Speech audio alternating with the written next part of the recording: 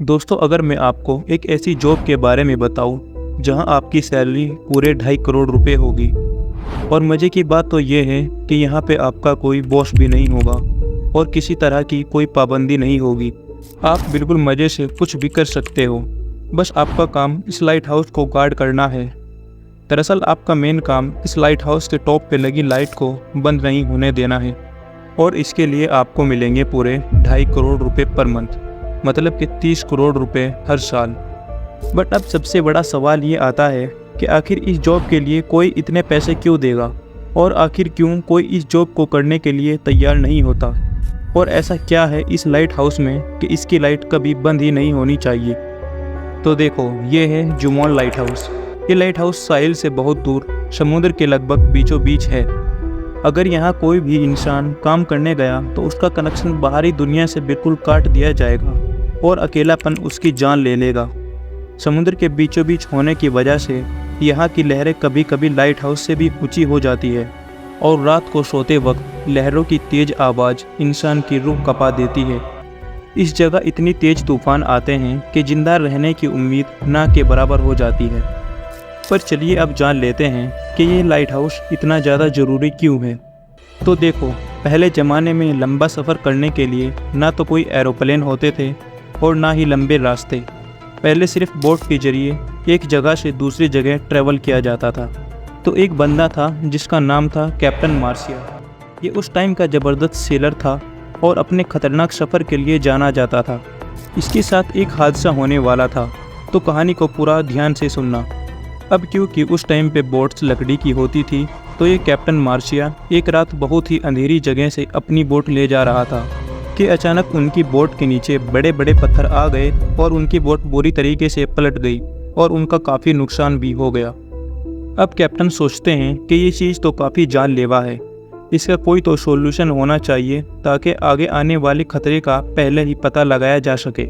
और दूसरी तरफ ओशन इतना ज़्यादा बड़ा है कि अगर हम बात करें पैसिफिक ओशन की, तो ये ओशन इतना ज़्यादा बड़ा है कि ज़मीन का खुश्क तरीन हिस्सा जो लगभग 165 मिलियन स्क्वायर किलोमीटर होता है, ये अकेला ओशन ही उसका 148 मिलियन स्क्वायर किलोमीटर को अपने अंदर आसानी से समा सकता है।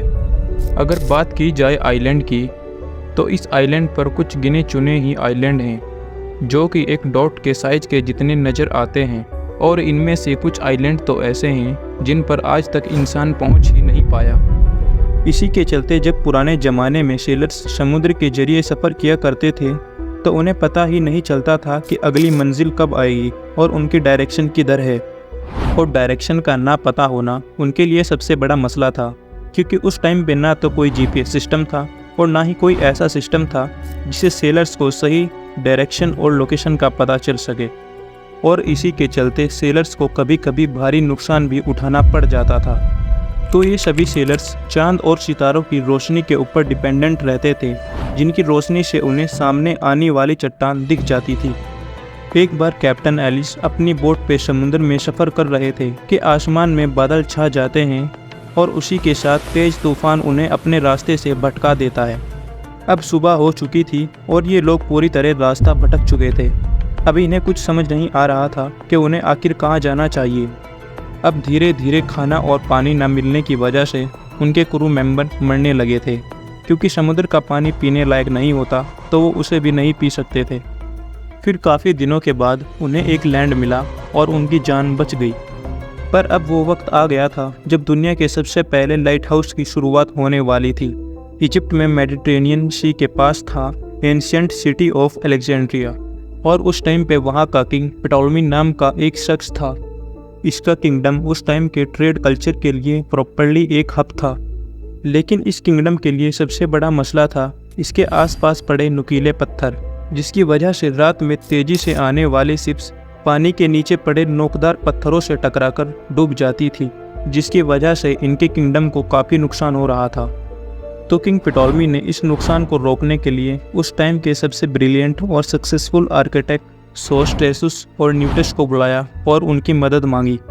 तो उन दोनों ने मिलकर एक प्लान बनाया, और प्लान ये था कि वो एक रोशनी के बहुत बड़े मीनार को बनाएंगे, जो कि रात के वक्त समुद्र में आने जाने वाली शिप्स को डायरेक्शन बताएगा और आगे आने वाले खतरों से भी उनकी जान बचाएगा।